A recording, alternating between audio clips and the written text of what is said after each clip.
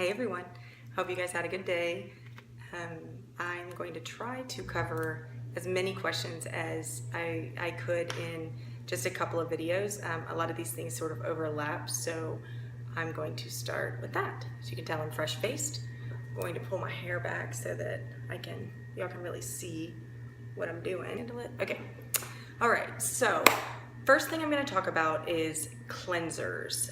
To answer Christy's question, I use the 3-in-1 cleanser for oily skin. The thing I like about Senegence products, you may not be normal to oily, you could be dry, whatever, is that A, they're natural. So what's in this that I particularly like is it's got that volcanic ash in it from that, I don't know, Vanuatu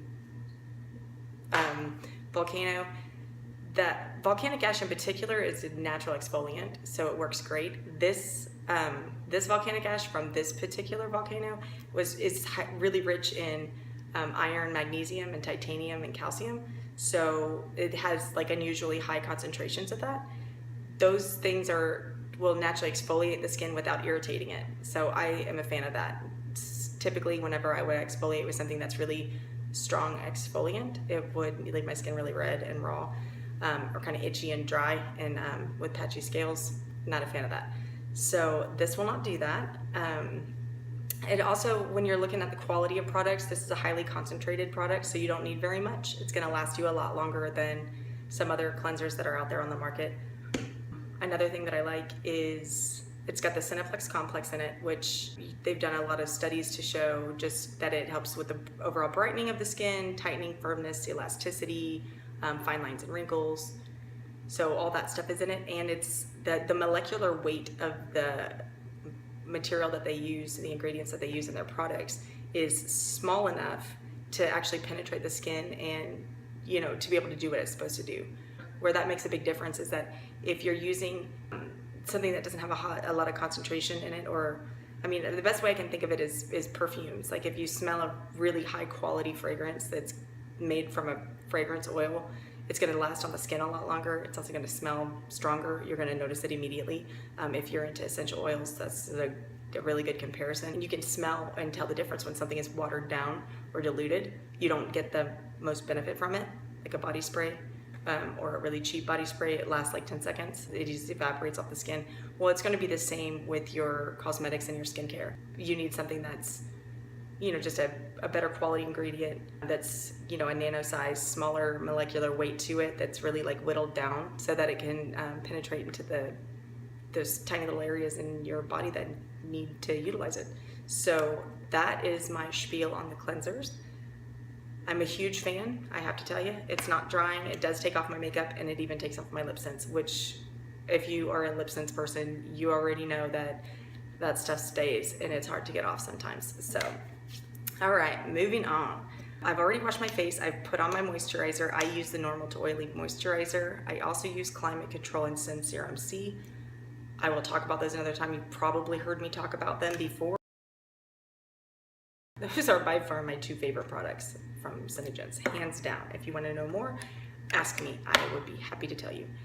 Next thing I'm going to do is take my Silk Pore and Wrinkle Minimizer. I'm going to use this mainly, well, you can use it all over your face. I like to concentrate it really here where I have the lines and wrinkles. This does have the Senegence complex in it also, so it's going to help, you know, repair as well as, you know, hide the imperfections. It also works as a primer. We already know that the foundation stays on all day anyways. The primer is just going to help it look smoother. If you have any texture issues, it's going to help, like, you know, smooth those down. If you've got like large pores, or if you have acne scarring or anything like that, fine lines and wrinkles, great for that. It's something you can use by itself also. You don't have to use it with a foundation if you just want your skin to look smoother overall. Plus, again, you're getting that Senegence complex, so you're getting the anti-aging benefit. Okay, so on to foundation. We have 3 different textures of foundation. You have the CCTM, which is the color correcting tinted moisturizer. That is a sheer to medium coverage. It's totally buildable. It's oil free, but it does have like a comfortable moisturized feel to it. Color correcting stuff in it. So it's going to neutralize any redness that you've got, readiness, anything like that. So it's not going to give you a ton of coverage, but it will even out your skin tone. Then we've got the MakeSense foundation, which is 100% oil free. This is the, waterproof, blah, blah, blah. This will go medium to full coverage. So this is what I use regularly. And then we've got one step more, which is the advanced anti-aging. It's still oil free, still does everything else that the MakeSense does. It's just got double dose of the Cineplex complex in it. So it's just something to think about if you're in the market for a foundation. So you'll still get the same medium to full coverage with that one. All right, so I'm gonna go ahead and apply my foundation and show you my foundation routine. I'm gonna use the Pearlizer and the Dewy MakeSense foundation. There are several ways you can use Pearlizer. You can either put it all over your face first and then layer your foundation on top to give you an overall glow. You can do a pump and mix them together, on the back of your hand and then apply that all over for a nice glow. Or you can apply the Pearlizer on top of your foundation, just where you want, if you want to localize the glow. Do I have a preference? It just depends on my mood. A lot of times I'll put Pearlizer all over my face first and then put my foundation on top. And that's, if I'm up and moving around, I'll put my Pearlizer on just because in case I'm running errands or something and I don't really feel like putting on makeup yet. And then later when I go in, I'll just apply my foundation right on top of it. So that's actually handy for me because I don't want to always have a full face of makeup on. I just don't feel like messing with it. Today I'm going to mix it. I just put a half a pump of the Pearlizer on the back of my hand with a half a pump of the Dewy MakeSense foundation and just mix them around. I'm going to take my earrings off so that they're not in the way, so I don't foundation them. Okay, I'm just going to use my flat foundation brush. A flat foundation brush is going to give you a fuller coverage than a fluffier brush. So if you've got one of those, like a flat, like I've got one right here, this one will give me a little bit more of a natural coverage, but it blends out a lot faster with a fluffy brush like this. If you want more coverage, if you have like problem areas, you just want to pat it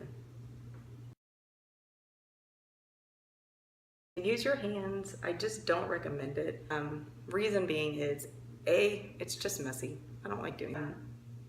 But really the other reason is you don't get consistent coverage. Like one day you'll love your foundation, the next day you'll hate your foundation, and you just don't get consistency with your hands because you can vary the pressure.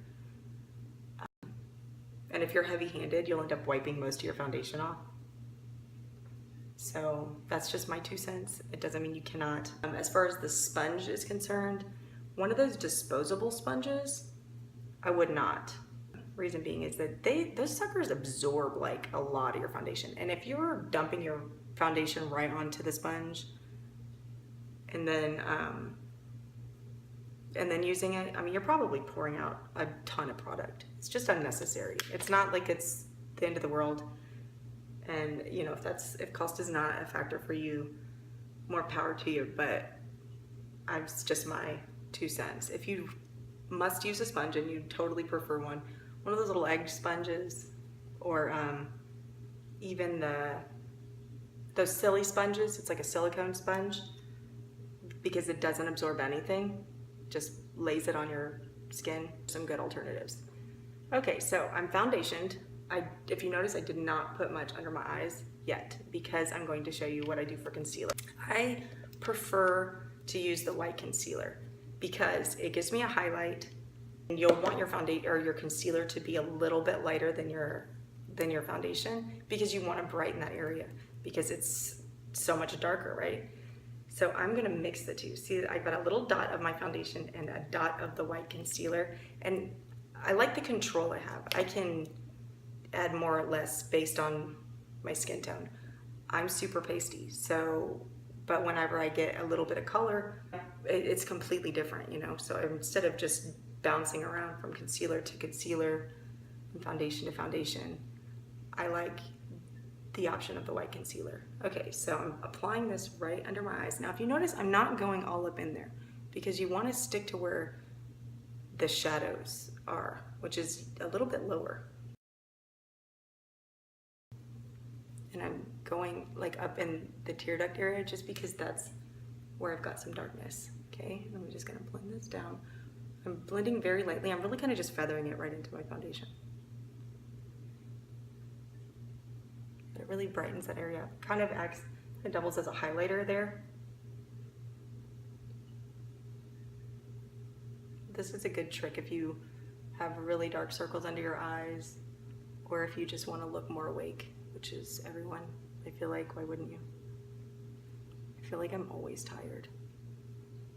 But you guys are on my page, so you see I really don't sleep that much. All right, so that's there. Don't worry about it on your eyelids because I'm gonna do eyeshadow anyways. All right, so other places that I like to highlight, down the bridge of my nose, because I have a pink nose.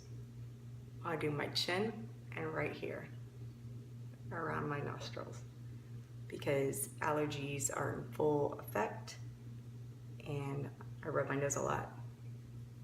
So I want it to get a little bit more coverage there. The consistency of that white concealer is that it's a little bit thicker. You know, it's got the consistency of a concealer. So it's thickening up my foundation too. So where I want to use it to give me more coverage without caking it all up, you know? All right, and I'm highlighting my chin area.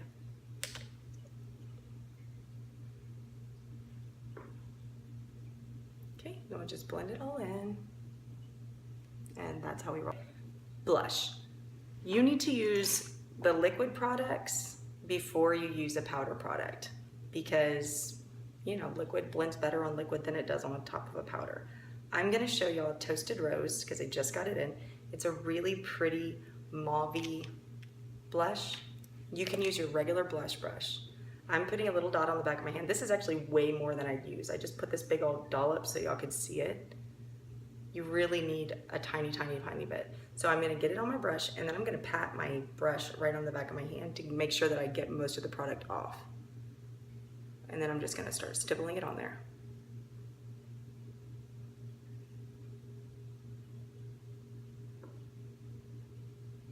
You can blend, you know, and then you can start blending it out in a circular motion. You can add where you want more. I can't really see the lighting in my bathroom. It's all funky today. It's kind of overcast out. It's supposed to rain in the next couple of days, I've heard. Like 7 inches or something. I'm not looking forward to it. Okay, so I'm just stippling this on. It's really easy. I like the cream blushes because, again, they have that anti-aging complex in them. But they also, they wear really well because creams tend to just last longer. If you notice when you use an eyeshadow base, it helps your eyeshadow, powder shadow stay on longer. Well, it's the same thing with the, and these are waterproof, so it's not like, when you think of cream shadow, don't think like a moisturizer. You're not like, oh my gosh, I live in Houston, it's so humid here, I don't want anything heavy. It doesn't feel like anything. That's the great part. That's what makes it a great thing. Okay, so now I'm going to powder. All right, so we just powder like regular. Make sure you get everywhere. And what I like to do is use my bronzer, the powder bronzer, because it's got some shimmer, and I think shimmer is pretty. Everything shimmery is prettier. And I'm going to use this to warm up my skin. I especially like this whenever I'm too lazy to wear eyeshadow, which is almost every day at work. You'll see my selfies. I never have eyeshadow on until nighttime or the weekends because I get up too early. I have to be at the office by 7 a.m. and it's an hour and 10-minute commute. So there will be none of that unless it's a parking garage makeover, which happens often. Another thing I like to do with this blush is, and I did this yesterday actually, is take a teeny little dot. You could do this while you're applying your blush on your cheeks, and take your eyeshadow brush and just a quick swipe in the crease. It still has the staying power. This will give you a nice kind of a mulberry-like color. Very pretty. These are a little bit more watery than our cream shadows. So you just need a tiny bit. A little goes a long way. But this would be this would be the extent of my cosmetic genius on a Monday before work. So I'm going to go ahead and stop this clip, and I'm going to start again with some other tips and tricks. So if you want to see them, keep watching. Otherwise, thanks for checking it out.